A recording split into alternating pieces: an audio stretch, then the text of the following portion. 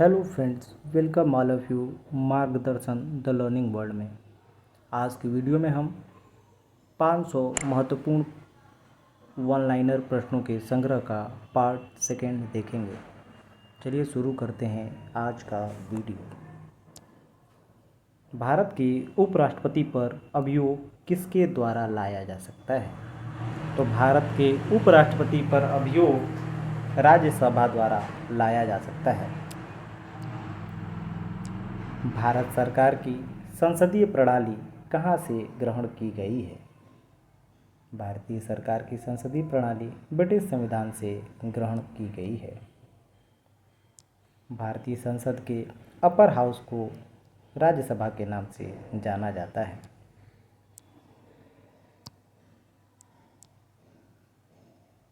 राज्यसभा के सदस्यों का न्यूनतम आयु 30 वर्ष होता है। लोकसभा और राज्यसभा के संयुक्त सत्र की अध्यक्षता कौन करता है? संयुक्त अधिवेशन या संयुक्त सत्र की अध्यक्षता लोकसभा स्पीकर द्वारा किया जाता है। भारत के नियंत्रक और महालेखा परीक्षक की रिपोर्ट की समीक्षा करने वाला संसदीय समिति है लोक लेखा समिति। भारतीय संसद में लोक लेखा समिति का अध्यक्ष होता है विपक्षी दल का नेता। राज्यसभा के सदस्यों का सेवा काल 6 वर्ष होता है। नागरिकता प्राप्त करने के लिए सेवा शर्तें निर्धारित करने वाला सक्षम निकाय है संसद। अखिल भारतीय सेवाओं के सृजन की शक्ति किसे प्राप्त है? तो अखिल भारतीय सेवाओं के सृजन की शक्ति संसद को प्राप्त है, जिसमें ऊपरी सदन राज्यसभा किसी भी नए अखिल भारतीय सेवाओं का सृजन कर सकता है। मंत्रिमंडल सामूहिक रूप से उत्तरदायी किसके प्रति होती है? तो मंत्रिमंडल सामूहिक रूप से उत्तरदायी लोकसभा के प्रति होती है। संसद के दोनों सदनों की संयुक्त बैठक को भेजे गए विधेयक का पारित होना होता है उपस्थित सदस्यों के साधारण बहुमत से। नेक्स्ट, भारतीय संसद में कुल कितने सदन हैं? भारतीय संसद में 2 सदन हैं, उच्च सदन, निम्न सदन। निम्न सदन लोकसभा, उच्च सदन राज्यसभा। कहाँ कानून बनाने का प्रस्ताव पेश किया जा सकता है? तो राज्यसभा और लोकसभा में कानून बनाने का प्रस्ताव पेश किया जा सकता है। संसदीय शब्दावली में समापन से क्या आशय है? तो संसदीय शब्दावली में समापन मतलब संसद के सत्र का अंत। लोकसभा में किसी विधेयक को धन विधेयक के रूप में प्रमाणित कौन करता है? तो लोकसभा के अध्यक्ष किसी भी विधेयक को धन विधेयक के रूप में प्रमाणित करते हैं।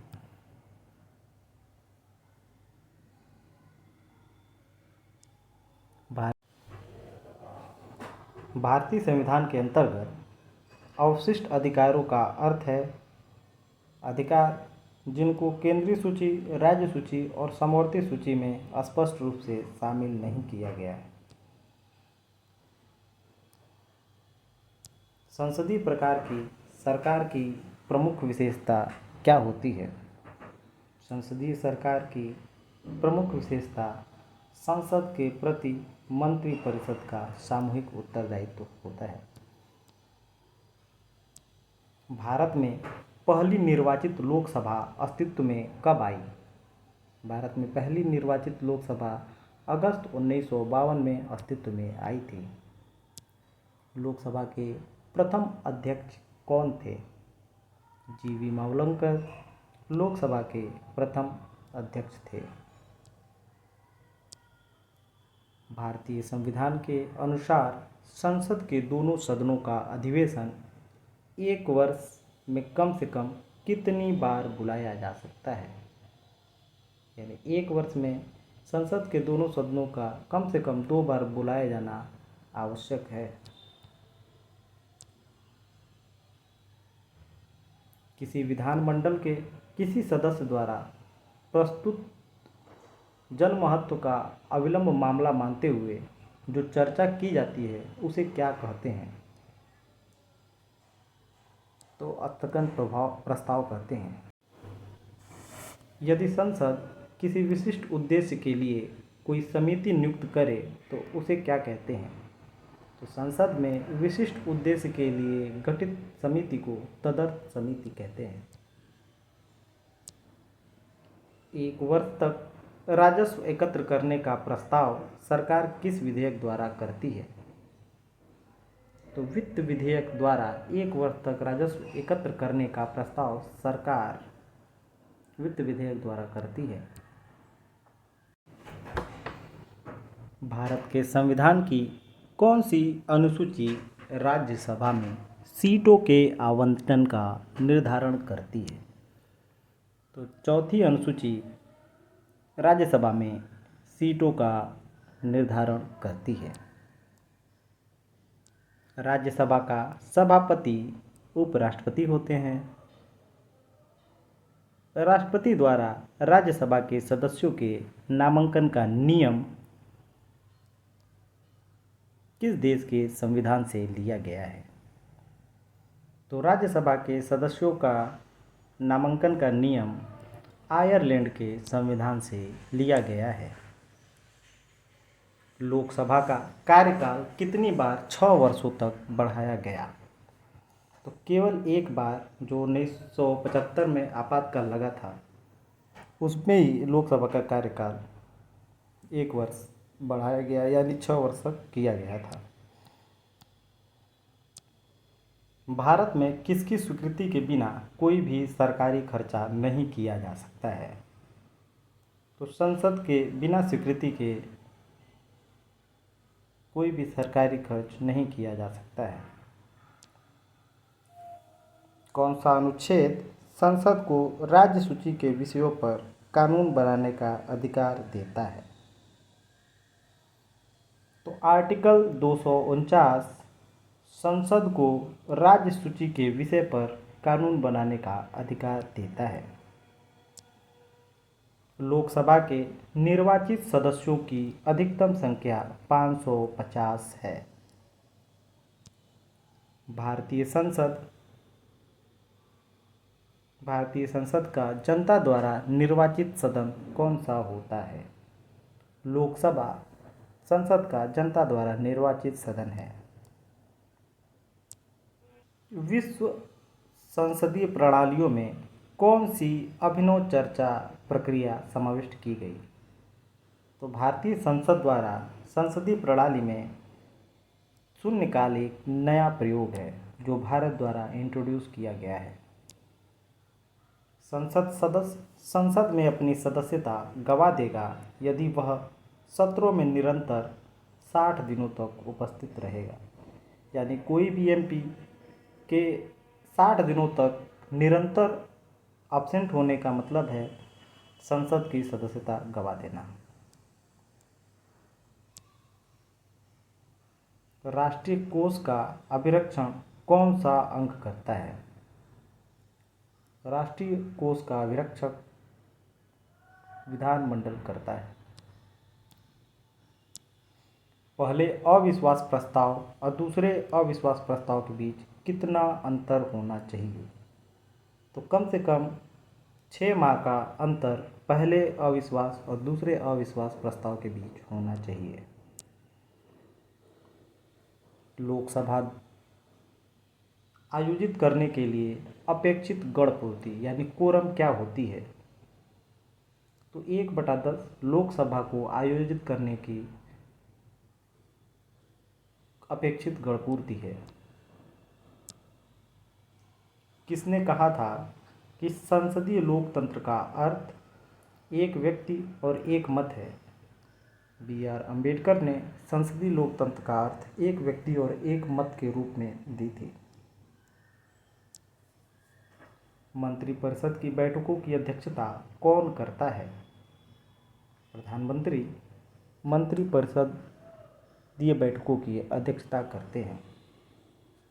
योजना आयोग का अध्यक्ष कौन होता है? योजना आयोग का अध्यक्ष प्रधानमंत्री होता है। नेक्स्ट,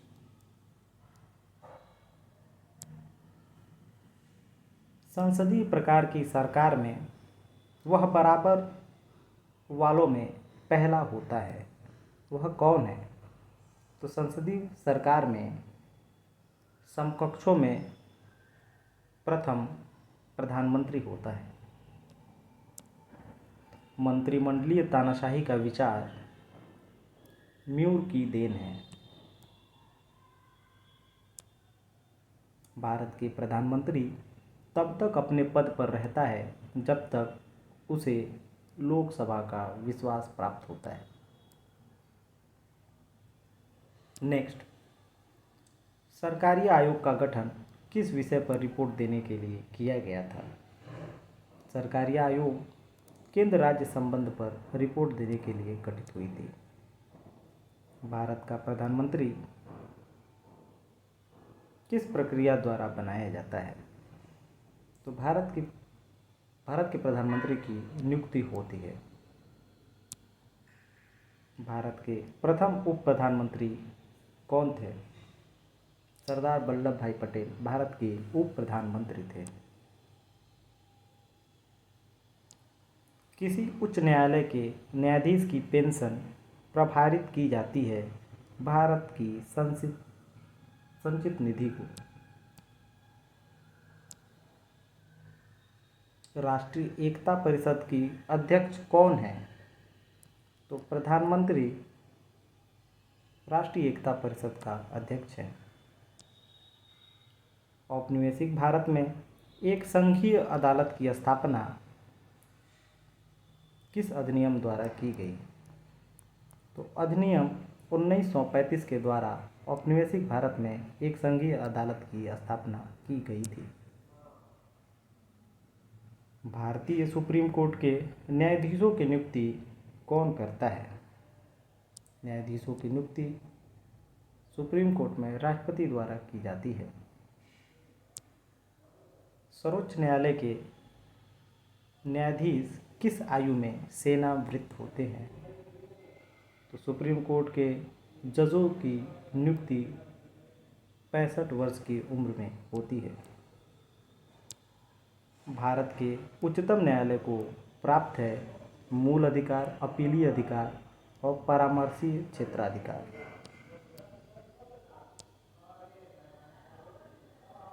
किसका मतलब है कि सर्वोच्च न्यायालय के मामले और उसमें शामिल कानूनी मुद्दे का पुनर्विचार करेगा? तो अपीली क्षेत्राधिकार का मतलब होता है सर्वोच्च न्यायालय मामले और उसमें शामिल कानूनी मुद्दे का पुनर्विचार कर सकता है। संविधान का व्याख्याकार कौन है या संविधान की व्याख्या कौन करता है? तो न्यायपालिका संविधान की व्याख्या करता है। भारतीय संविधान का अभिरक्षक कौन है?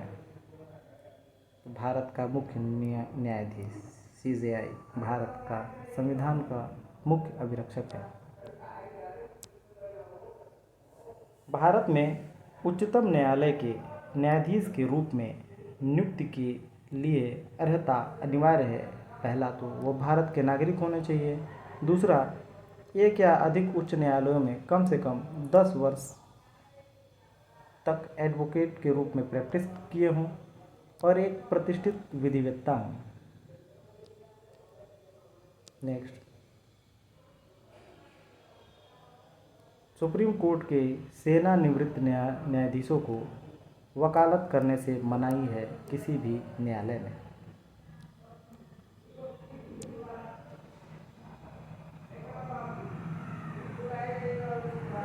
उच्चतम न्यायालय में एक न्यायाधीश के अलावा अधिकतम कितने न्यायाधीश हो सकते थे? पहले 25 होते थे, अभी 34 है। 1 + 33 यानी एक CJI और अतिरिक्त मुख्य न्यायाधीश 33।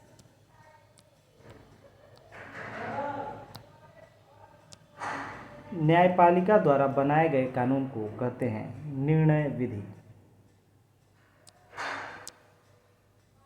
सुप्रीम कोर्ट किस मामले में मौलिक अधिकार की प्रमुखता राजनीति निदेशक सिद्धांतों से ऊपर स्थापित की। तो गोलकनाथ के मामले में सुप्रीम कोर्ट ने मौलिक अधिकारों की प्रमुखता राज्य के नीति निदेशक सिद्धांतों के ऊपर स्थापित की। उच्च न्यायालय के न्यायाधीश को कौन हटा सकता है? तो उच्च न्यायालय के न्यायाधीश को विशेष बहुमत से पारित संसद के प्रस्ताव पर राष्ट्रपति द्वारा हटाया जा सकता है। नेक्स्ट, भारतीय संविधान के किस अनुच्छेद के अंतर्गत केंद्रीय प्रशासनिक अधिकरण के निर्णय को उच्चतम न्यायालय यानी सुप्रीम कोर्ट में चुनौती दी जा सकती है? तो आर्टिकल 323A के द्वारा केंद्रीय प्रशासनिक अधिकरण के निर्णय को सुप्रीम कोर्ट में चुनौती दी जा सकती है। नेशनल ग्रीन ट्रिब्यूनल किससे संबंधित मामलों को देखता है? नेशनल ग्रीन ट्रिब्यूनल यानी NGT पर्यावरण संरक्षण और वन संरक्षण संबंधित मामलों को देखता है। लक्षद्वीप का उच्च न्यायालय केरल राज्य में अवस्थित है। भारत में 3 स्तरों पर अदालतें होती हैं।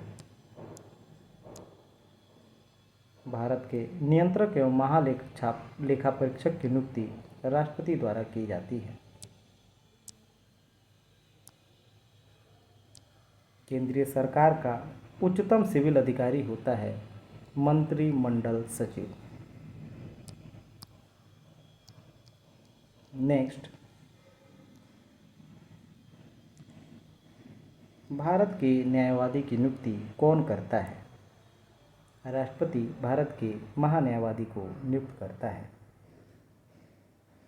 महान्यायवादी को कहाँ पर सुनवाई का अधिकार होता है? तो भारत के महान्यायवादी को भारत के किसी भी विधिक न्यायालय में सुनवाई का अधिकार है।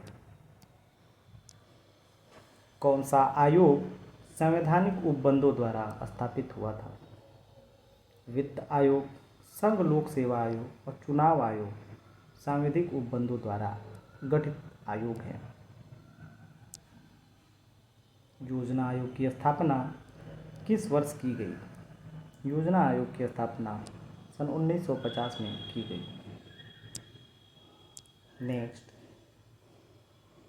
संघ लोक सेवा आयोग के सदस्यों के पद का कार्यकाल होता है 6 वर्ष या 65 वर्ष की आयु प्राप्त करने तक। संघ लोक सेवा आयोग के किसी सदस्य को हटाया जा सकता है राष्ट्रपति के द्वारा।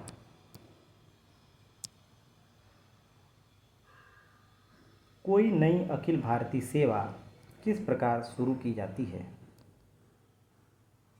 कोई भी नई अखिल भारतीय सेवा संविधान की धारा 312 के अंतर्गत पारित संकल्प द्वारा शुरू की जा सकती है। किस समिति की रिपोर्ट ने लोकपाल और लोकायुक्त संस्थाओं की स्थापना की सिफारिश की थी? तो फर्स्ट ARC यानी प्रथम प्रशासनिक सुधार ने अपने रिपोर्ट में लोकपाल और लोकायुक्त संस्थाओं की स्थापना की सिफारिश की।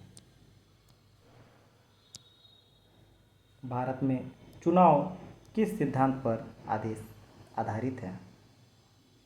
भारत में चुनाव प्रादेशिक प्रतिनिधित्व के सिद्धांत पर आधारित है। चुनाव आयोग किस अनुच्छेद के अंतर्गत स्थापित किया जाता है? चुनाव आयोग का वर्णन भारतीय संविधान के आर्टिकल 324 में है। मताधिकार से अभिप्राय है वोट देने का अधिकार। भारत में नागरिकों के लिए निर्धारित मत देने की न्यूनतम आयु 18 वर्ष है। मताधिकार एक प्रकार से एक विधि है जिसमें वोटर अपना वोट देने का अधिकार का उपयोग करता है। सन 2004 में जो लोकसभा चुनी गई वह 14वीं लोकसभा थी।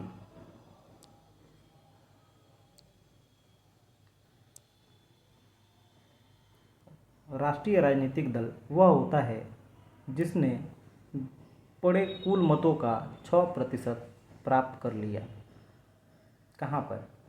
तो 4 या अधिक राज्यों में जिस भी राजनीतिक दल कुल मतों का 6% प्राप्त करता है वह राष्ट्रीय राजनीतिक दल की मान्यता प्राप्त कर लेता है। लोकसभा अथवा विधानसभा के किसी चुनाव प्रत्याशी की जमानत राशि कब जब्त कर ली जाती है? तो किसी भी लोकसभा या विधानसभा के चुनाव प्रत्याशी की जमानत राशि जब वह कुल मतदान का 1/6 मत भी प्राप्त नहीं करता तो जमानत राशि जब्त कर ली जाती है। किस दल ने 2 वर्ष के समय में 2 प्रधानमंत्री दिए? तो जनता दल ने 2 वर्ष के क्षेत्रफल की दृष्टि से संसदीय चुनाव क्षेत्र का सबसे बड़ा क्षेत्र है लद्दाख। भारत के प्रथम मुख्य निर्वाचन आयुक्त सुकुमार सेन थे।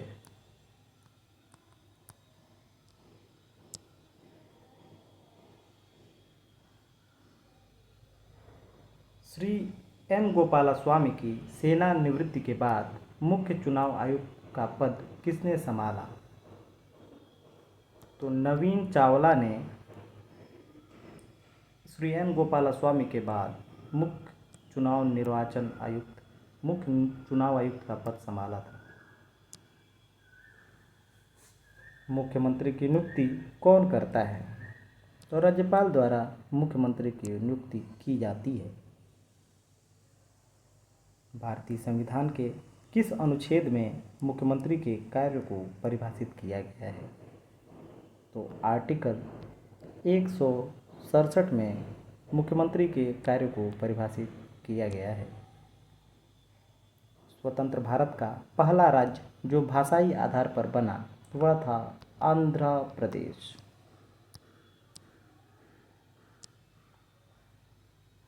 राज्यों को भाषाई आधार पर कब पुनर्गठित किया गया था? तो सन 1956 में राज्यों को भाषाई आधार पर गठित किया गया था।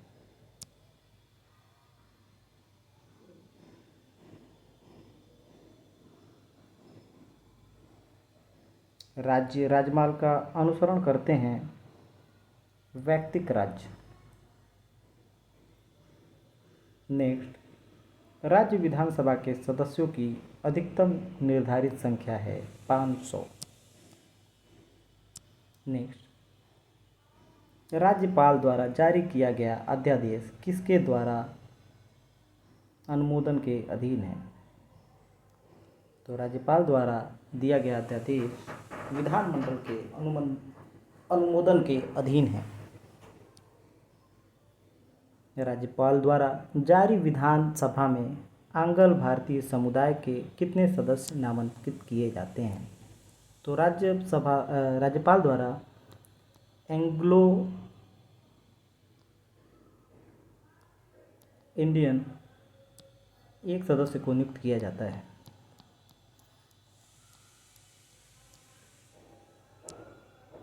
वर्ष सन 2000 में संसद द्वारा पारित कानून किए जाने के बाद मध्य प्रदेश से काटकर बनाए गए राज्य का नाम है छत्तीसगढ़।